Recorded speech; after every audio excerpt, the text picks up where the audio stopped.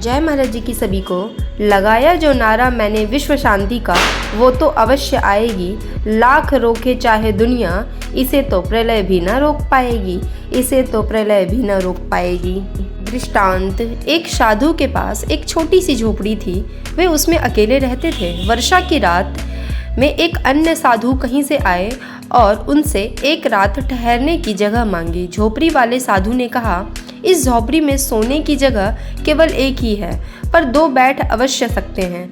भीतर आ जाओ, बैठकर रात काट लेंगे। अभी आधी ही रात कटी थी कि इसमें से एक तीसरे साधु कहीं से भीगते हुए आए और आप पहुँचे। वे भी वर्षा से बचने के लिए आश्रय चाहते थे। झोपड़ी वाले साधु ने कहा, जगह तो बहुत ही कम है, पर खड़े होकर हम तीनों रात काट सकते हैं। आप भी भीतर आ जाओ। इस तरह तीनों साधुओं ने खड़े होकर वर्षा से अपना बचाव किया।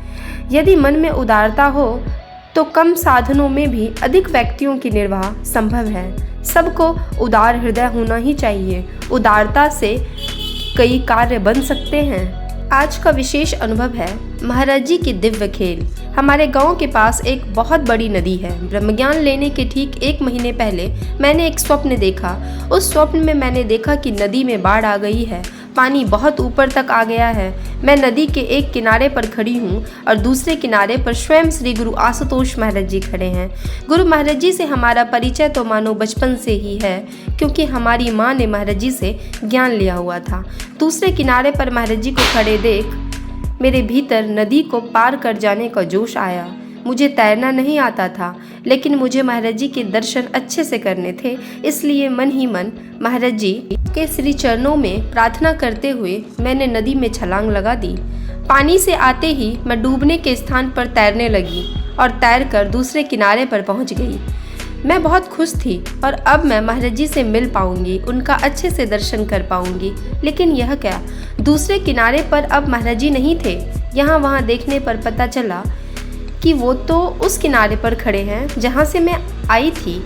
वे वापस नदी में कूद गई और पहले वाले किनारे पर पहुँच गई।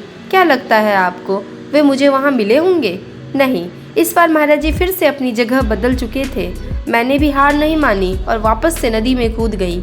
इस बार भी वही हुआ जो आप सोच रहे हैं। 1, 2, 3 नहीं, कई बार महाराज जी ने मेरे साथ ऐसा खेल खेला। अब मैं अपनी हार मान चुकी थी। मैंने थक हार कर महाराज जी से कहा, महाराज जी मुझे आपके दर्शन चाहिए, आप मुझे दर्शन क्यों नहीं दे रहे हैं? मेरे पुकार थी, महाराज जी मेरे सामने आ गए और मुझे अच्छे से अपने दर्शन का स्नेह से मेरी ओर देखते हुए महाराज जी ने कहा, बेटा मैं तो तुम्हारे साथ खेल रहा हूँ। अपने भक्तों के साथ खेल खेलने में मुझे बहुत आनंद आता है। इतना बोलकर महाराज जी मुझे आशीर्वाद दिया और मेरा स्वप्न टूट गया। आने वाले दिनों में महाराज जी के दिव्य खेलों का मैं भी हिस्सा बन पाऊँ, इसलिए मैंने बिना देरी किए ब्रह्म ज्ञान को प्राप्त कर लिया। बहुत सुंदर अनुभव था। अगर ऐसी ही दिव्य अनुभूति हम लोगों के जीवन में भी घटती है, ऐसी सच्ची घटना हम लोगों के जीवन में भी घटती है, तो अपने अनुभवों को अंतः अनुभव दिव्य ज्योति जागृति संस्थान हेल्पलाइन नंबर पे रजिस्टर जरूर कराएं। नंबर है 09870314371 और टाइमिंग है सुबह 11 बजे से लेके शाम को 7 बजे तक। यह अनुभव जरूर शेयर करें, बिल्कुल भी ना भूलें, ताकि इस अनुभव के माध्यम से और लोगों तक भी यह संदेश पहुंच पाए।